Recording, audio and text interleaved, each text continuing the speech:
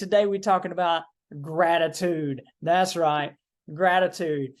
I looked this up. Gratitude is a noun, and it describes the state of being thankful. I'll read you guys a couple of quotes. It says, gratitude unlocks the fullness of life. It turns what we have into enough and more. It turns denial into acceptance, chaos to order, confusion into clarity. It can turn a meal into a feast, a house into a home, a stranger into a friend. Gratitude makes sense of our past, brings peace for today, and creates a vision for tomorrow. Zig Ziglar said, gratitude is the healthiest of all human emotions. The more you express gratitude for what you have, the more likely you will have enough, even more, to express gratitude for.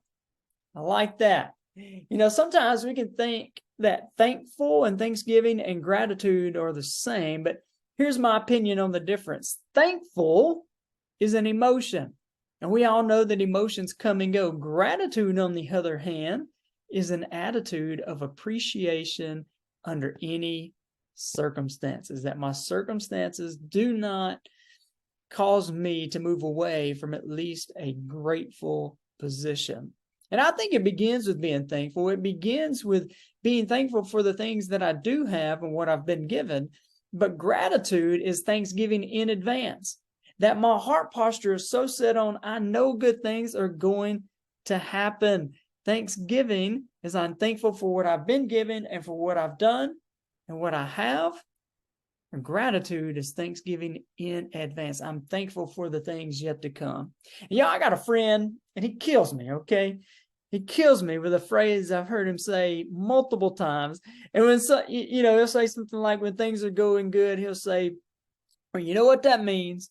If things are going good, something bad, hey, it's just around the corner. I'm like, no, we go from glory to glory, right? Look, y'all, yes, bad things happen, junk happens, and things don't go according to plan, but I believe that things are actually working together, and they are working together for my good, not against me. Gratitude. And honestly, I think sometimes we just need a slight shift in our perspective. Maybe you have heard the vignette about the little boy.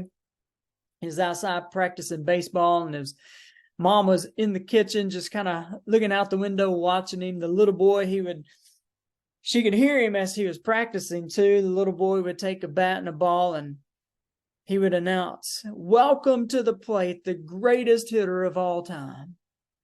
And so he'd take the ball and he'd throw it up, swing and miss, and he would say, that's strike one, but strike one is nothing to the greatest hitter of all time. He'd take the ball and he'd throw it up again, swing and miss, strike two. That's nothing for the greatest hitter of all time. We still have one strike left. Threw the ball up, swung and missed, and paused for a moment, puts his bat down and gets excited, running around, cheering. And the mom walks out and yells out at the boy and asks him, because she was a little confused, and said, I thought you were the greatest hitter of all time. What are you celebrating for?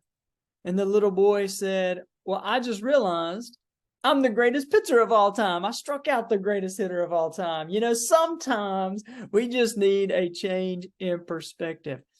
I believe that gratitude is the anecdote to pride. I believe gratitude is the anecdote to depression. Gratitude is the anecdote to anxiety and anger. Many of us, we walk around with this chip on our shoulder and act like the world owes us something. And then when we don't receive what we feel like we're owed, now that chip on our shoulder, it turns into offense. Now we're walking around offended. I recently read a book a little while back by John Bevere, and it's called The Bait of Satan. And I want you to think about what a bait is. Like if you were out fishing, you would take a piece of bait, you would put it on your lure, and you would cast it out into the water, and that bait, that lure, you are trying to lure in that fish to catch that fish. It's a bait. A bait is to draw you in. In the book, he said the bait of Satan is offense. Wow, how about that? The bait of Satan is offense. Think about this.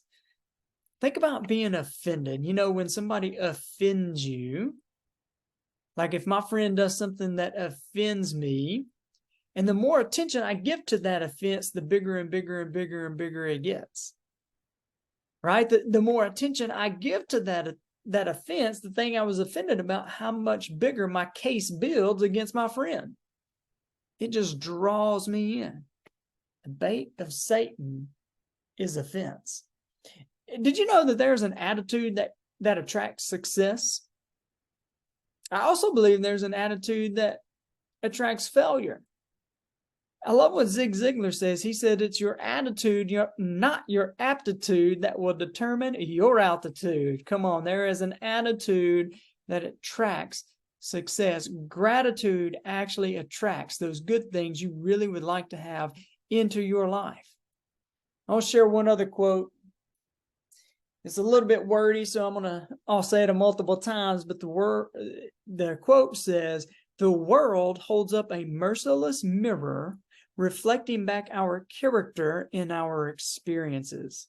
How about that? The world holds up a merciless mirror, reflecting back our character in our experiences. Here's what that means. It means that if everybody I come in contact with, or the majority of people I come in contact with, seem to be mean and rude and manipulative, then I probably need to take a look in the mirror and see what I am reflecting out into the world. If the majority of the people I come in contact with smile and are kind and nice, maybe have positive attitudes, then there is something that I'm reflecting out into the world. And maybe you've heard the story about these two gentlemen.